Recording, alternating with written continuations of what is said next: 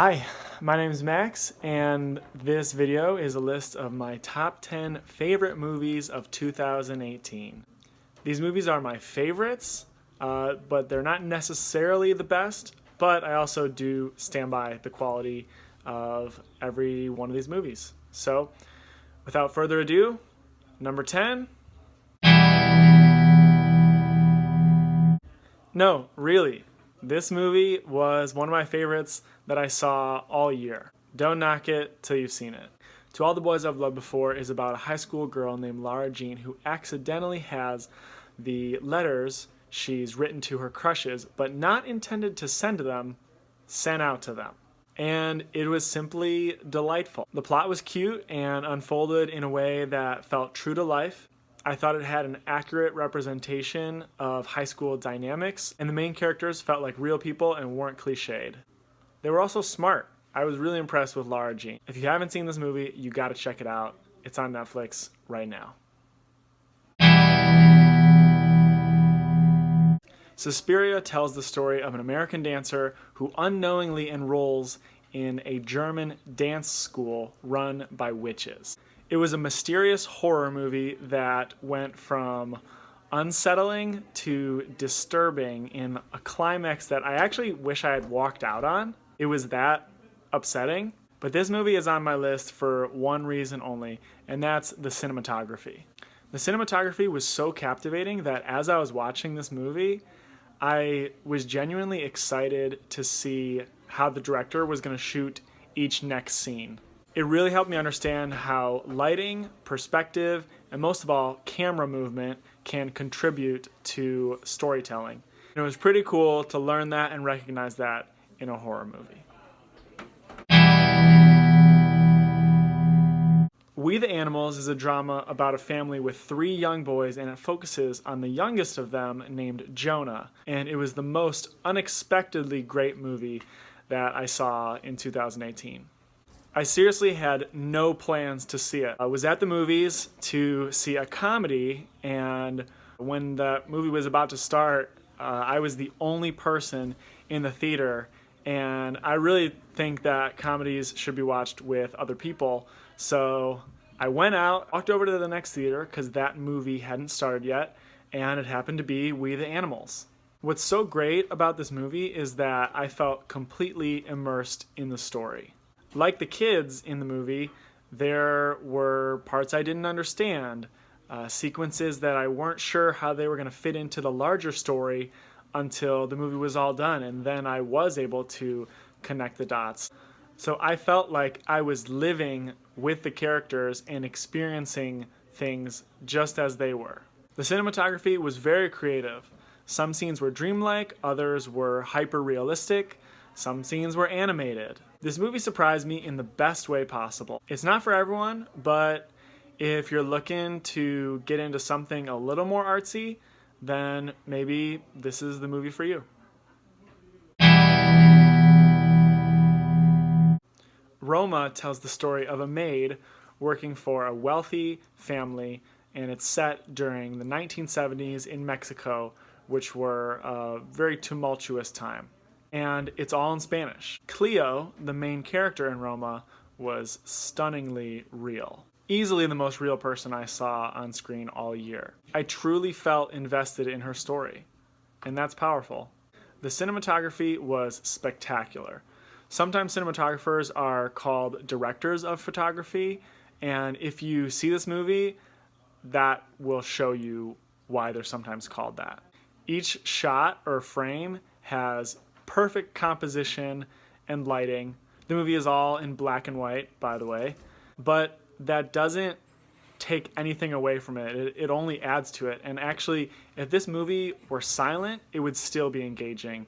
That's how well done the cinematography is. Roma is currently on Netflix. It's a Netflix original, but I saw it in the theater, and I would encourage you to as well. I saw it at the Main Art Theater in Royal Oak, and I think it's probably still playing there because I only saw it like a couple weeks ago. So try to check it out there. If you can't though, it is on Netflix. Next up is another foreign film. Burning is a Korean movie by an acclaimed director, and I was excited for it long before its release. Definitely one of my most anticipated movies that I saw this year. It was getting great reviews and was being described as a thriller about a missing girl and a love triangle. And Gone Girl is one of my favorite movies, so I was really pumped to see what I was expecting to be Korean Gone Girl, and it was not. Afterwards, I thought, that's it? I was hoping for more thrills and less pure mystery, but the more I think about Burning, the more I love it. How many movies can say that? It really lends itself to conversation and inspection, but it also is a true thriller with lots of mystery, suspense, and a killer ending. The only sci-fi movie on my list is Annihilation. It's about a group of scientists who journey to a mysterious region on Earth called the Shimmer to figure out what it's all about, what's causing this. After me and my friend were done watching this, we had a lot of nitpicks, but almost a year later, I can't remember any of them. And all that's left is a fascinating movie and a great experience watching it. I remember being captivated by the mystery, the visuals, and the scientist's journey to the center of the Shimmer. I was completely invested in the mission, and I couldn't wait for the climax. I was not disappointed. It was unforgettable. One of the best scenes of the year. Annihilation is probably the movie I'm most excited to rewatch.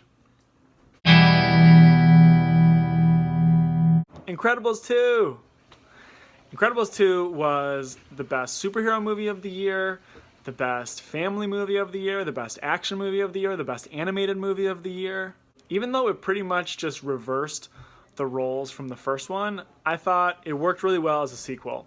Everything was dialed up a notch, and there are several scenes that are still glued in my mind, especially the runaway train chase and Elastigirl's fight with the fake screenslaver. I can't wait to watch it again. Cleo from Roma may have been the most real person I saw all year, but Kayla, the 8th grader at the center of 8th grade, was the character who I empathized with the most. And that's because she was also very real. But unlike Cleo, I felt like I had experienced a lot of the things that Kayla was experiencing. This movie is funny, true to life, and sincere.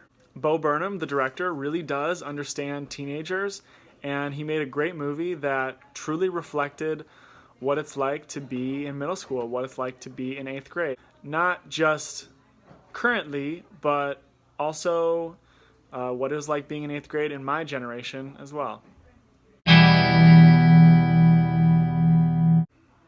I saw First Reformed in May, which was a long time ago, so I don't remember it as well as some of the other movies on this list, which begged the question, why is it so high then? Well, because back in May when I saw it, I instantly thought it was going to be the best movie that I saw all year. It stars Ethan Hawke as the priest of a small church, and it's about a lot of different topics. Religion, politics, climate change, but mostly it's about his mental state and relationships, including his relationship to God, which, being a Christian myself, was the part of the movie that I connected with very easily. This is also really high on my list because it totally caught me off guard and was not the movie I expected it to be, and I mean that in the best way possible.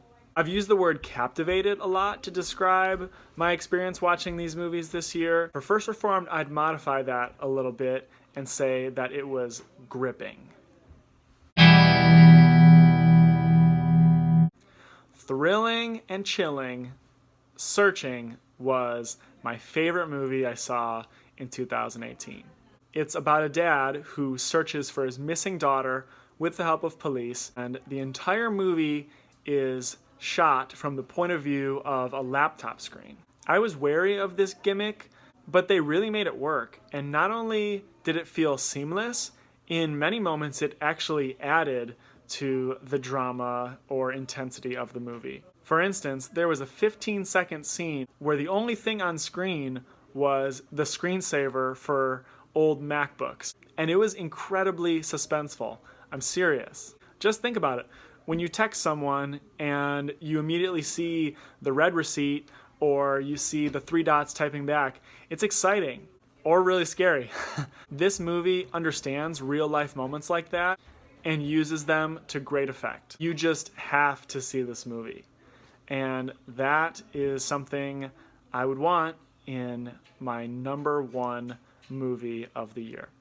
So that's my list. Some honorable mentions are Tully, The Ballad of Buster Scruggs, The Death of Stalin, Avengers Infinity War, Game Night, and Spider-Man Into the Spiderverse. Thanks for watching. I hope I am able to call attention to some great movies that you missed or weren't even aware of. I'm also interested in what your favorite movies of 2018 were, so leave a comment and tell me a few of them, or comment what you thought about my list. Thanks for watching. This is my first YouTube video ever, and hopefully it is not the last, so stay tuned.